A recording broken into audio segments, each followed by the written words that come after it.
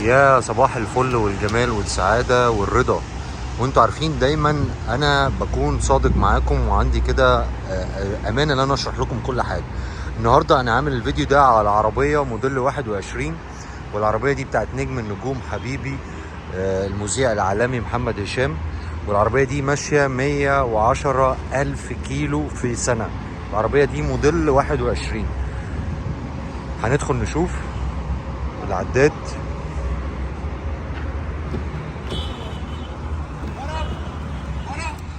ماشية 113 ألف، يعني 114 ألف في سنة.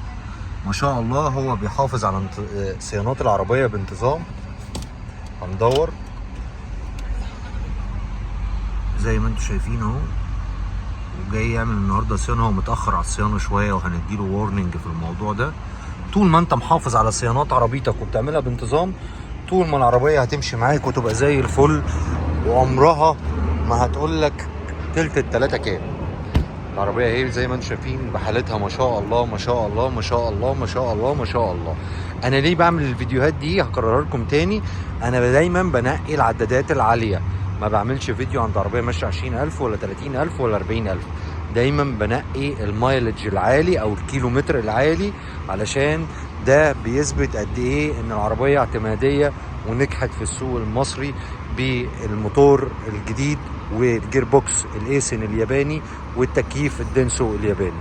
تحياتي ليكم جميعا، والقاكم في فيديو اخر باذن الله. واللي محتاج حاجه يكتبها في التعليقات، وان شاء الله نكون عند حسن ظنكم.